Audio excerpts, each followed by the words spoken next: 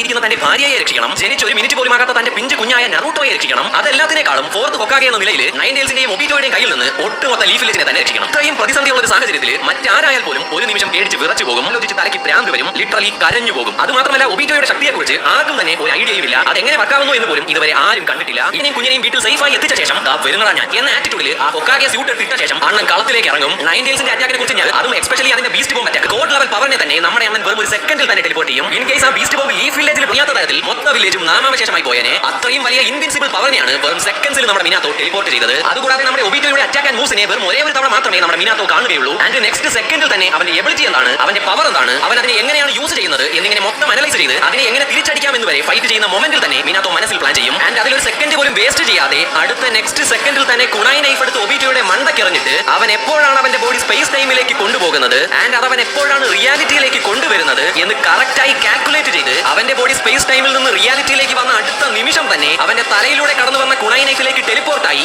റസംഗാൻ എടുത്തവന്റെ